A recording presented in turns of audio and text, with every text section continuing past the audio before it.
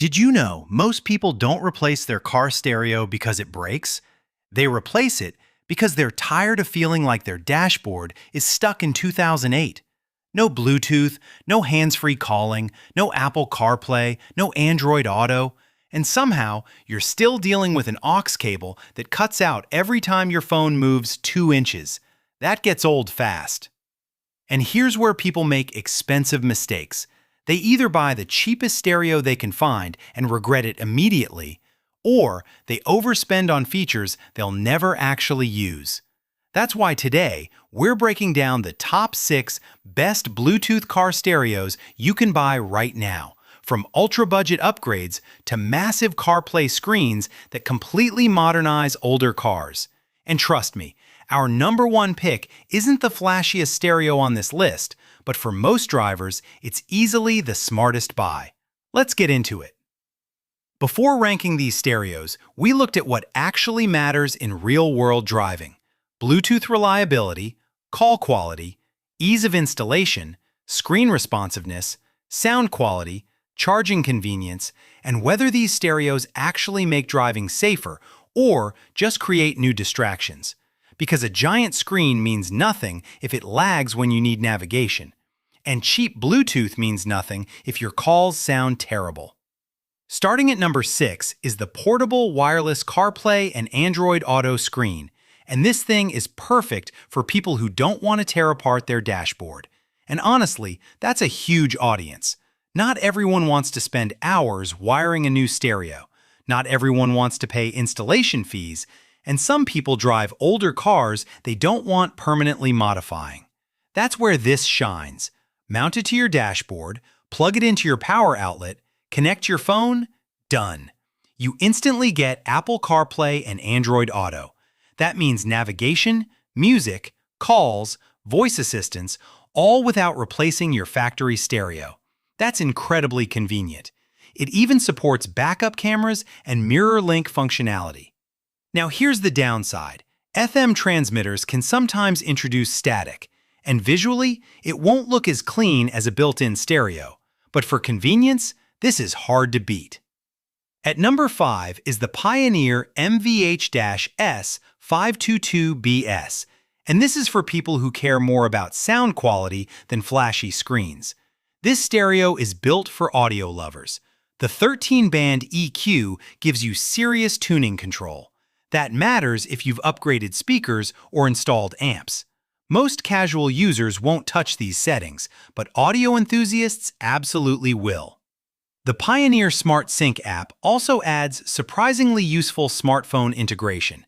That helps bridge the gap between basic stereos and full touchscreen systems. And Pioneer's Bluetooth reliability is consistently strong. Now the trade-off? No large touchscreen. No full CarPlay interface. So if visual navigation matters most, keep watching. At number 4 is the Boss 616 UAB, and this is the budget king. This is for drivers who simply need Bluetooth. That's it. No fancy extras, no giant screen, no premium tuning tools, just affordable Bluetooth music and hands-free calls. And for many older vehicles, that's enough. The physical buttons are also easier to use while driving than touchscreens. That matters more than people realize. And the removable faceplate adds theft protection. But here's the catch. Audio performance is basic, and it feels far less refined than Pioneer or JVC. Still, for tight budgets, it gets the job done. At number 3 is the wireless floating screen single DIN stereo, and this is where things start feeling modern. Big display, wireless Apple CarPlay, wireless Android Auto, and it fits older single-DIN vehicles. That's impressive. You get modern smartphone integration without replacing your entire dash layout. And the included backup camera adds even more value. But here's the problem. Wireless convenience can occasionally come with connection hiccups. Not constantly, but enough to mention. That's why it ranks here instead of higher. Still, if you hate plugging your phone in every drive, this feels incredibly convenient. At number 2 is the wired floating screen single DIN stereo, and this one fixes the biggest issue with number 3, stability. Wired CarPlay and Android Auto may sound less exciting, but they're often far more reliable. No random disconnects, no lag, no wireless pairing issues. Just plug in and drive. And if you rely heavily on navigation, that reliability matters. You still get the large display, backup camera support, and steering wheel controls. So you're not sacrificing features. You're simply choosing stability over convenience.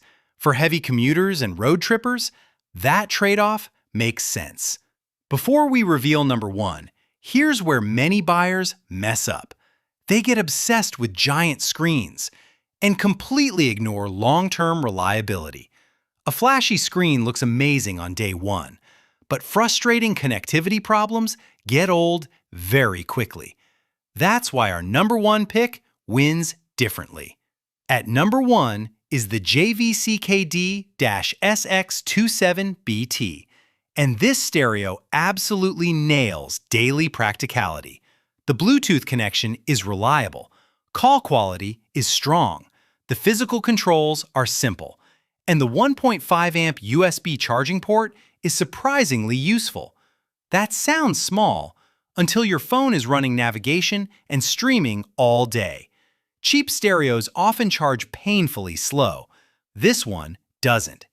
JVC's long-term reliability also beats many generic touchscreen competitors.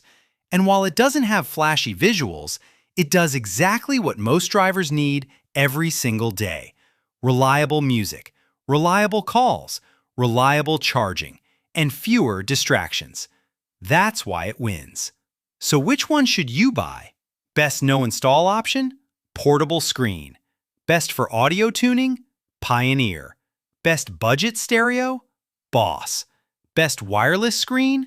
Floating wireless unit. Best stable screen? Floating wired unit.